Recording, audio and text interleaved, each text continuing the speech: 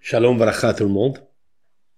Dans le Zohar HaKadosh, Rabbi Shimon Bar Yochai, de mémoire bénie, nous dit que les yeux sont les portiques de l'âme. Et l'âme, elle est très vibrante, très enthousiaste à travers les yeux. Et la Kedusha de la Neshama, il passe par les yeux. C'est incroyable ce qu'il dit. Et que celui qui ferme les yeux du corps, les yeux de l'esprit, il ouvre les yeux de l'âme, et c'est la seule ouverture pour que puisse la Shekhinah, la lumière de Dieu, l'influence céleste, pénètre à l'intérieur de lui. Le Zohar HaKadosh dit quelque chose de terrible. Que toute personne qui observe avec intérêt et profit et désire une femme mariée, c'est comme si il a regardé, observé la lumière de Dieu sans permission. C'est très profond.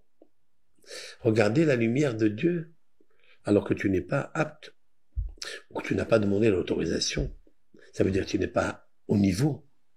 C'est gravissime. Bien sûr qu'il regarde la femme du prochain. Il regarde son visage, il regarde son corps.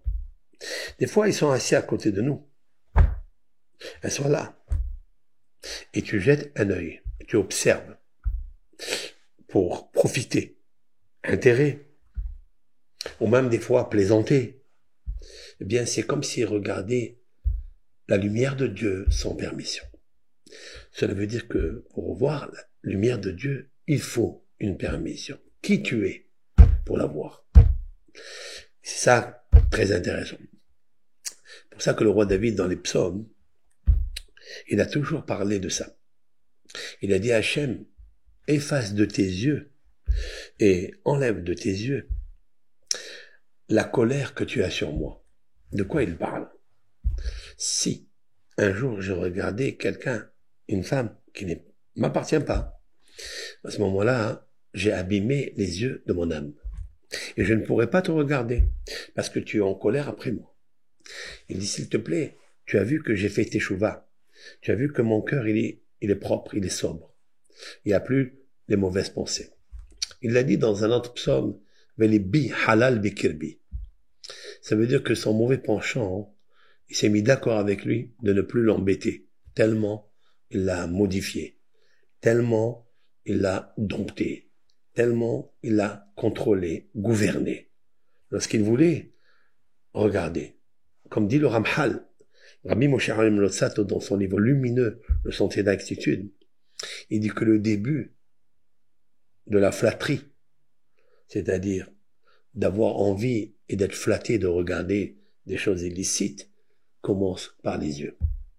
Et en fait, c'est un texte que nos sages ont dit dans le Talmud, Ain Ro'a, l'œil voit, Lev Homed, le cœur a envie, Clé Maaseh Gomrim, et le reste des membres agissent et complètent et concluent l'acte. Ça veut dire tout commence par l'œil. Combien il nous faut faire attention à nos yeux et mettre un contrat, une alliance avec ces yeux qui sont reliés avec le cœur, bien sûr, de leur mettre une barrière, de dire éloigne-toi de ça.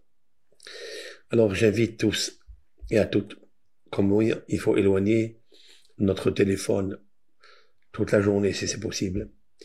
La nuit, à plus forte raison, où il y a toutes les forces maléfiques, les chédim, il y a des forces femmes féminines, il y a des forces masculines qui viennent et qui embêtent l'homme dans ses pensées du cœur. Éloignons-nous. Tous les matins, nous prions Iratson Akadosh Baruch Hu Shetarhikeni Miyetzerara. Éternel, béni soit-il, aide-moi à m'éloigner du mauvais penchant. Aujourd'hui, le plus grand mauvais penchant aujourd'hui, c'est quoi? C'est le portable qui t'amène à regarder des choses que tu peux pas atteindre. Il y a des scènes dans les réseaux, dans tous les réseaux, des jeunes me racontent que Ils sont addicts à ça, ils sont fous de ces téléphones-là, et à cause de ça, ils font des péchés très graves. Donc c'est la raison pour laquelle on doit prier Hachem, éloigne-moi de ce Yetzirara moderne, de cette génération moderne. Téléphone a fait plus de mal que toutes les télévisions pendant des siècles, malheureusement.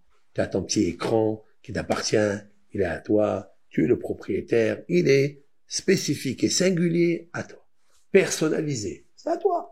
Et toi, permis, tu payes ton abonnement et tu es abonné dans le SRA toute la journée. Pour ça, on doit prier, nous les parents, on doit prier à Akadosh Baruch Hu, que Hachem, il nous donne d'abord à nous d'être les premiers exemples. Nous d'abord. Et après, tes enfants, ils vont voir que tu considères pas du tout cela, que ta tête, elle est occupée, parce qu'il faut l'occuper. Je termine avec ce que dit Maïmonide dans les lois relatives à l'étude de la Torah. Il a dit, Be'avata tishgei tamid. Le roi Salomon, dans les proverbes, il a dit, sois amoureux constamment de la Torah. Tu dois l'aimer tout le temps. Tes pensées, tes paroles, ta conduite, tes yeux, tes oreilles doivent être concentrés dans la recherche de la Torah, la science de Dieu, le cerveau divin. Rentre. Il dit, En lecha, tu n'as pas, chez l'homme, les mauvaises pensées ne rentrent chez l'homme que lorsque son cœur est vide de la Torah, de l'étude.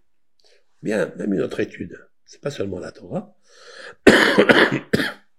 Un mathématicien, un médecin, un professeur d'astrologie, d'astronomie, de sciences, de biologie, il est dedans dans l'étude.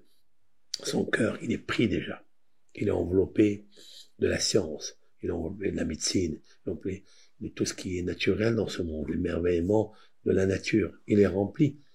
Il n'a plus le temps ni envie de regarder des choses qui sont vides, informes et chaotiques. C'est la raison pour laquelle prions Hachem Barach. Je répète ce verset. Abraham zaken ba vayamim. Abraham était vieux et venait dans ses jours. Vadonai, l'Éternel, béni soit-il, Berach et Abraham. Il a béni Abraham, Bakol, de tout. Comment on peut recevoir tout de Dieu? Bakol, Rachetevot, Berit karati le'enai. Une alliance, j'ai contracté avec mes yeux. Il faut créer, contracter une alliance avec tes yeux. Si tu es un homme, tu es un chacham, tu es intelligent, fais-le. Tu verras la bracha que tu auras. Ta neshama deviendra un réceptacle saint, sobre, pour recevoir la lumière de Dieu. Amen. Amen pour tous ceux qui m'écoutent. Kol Tov.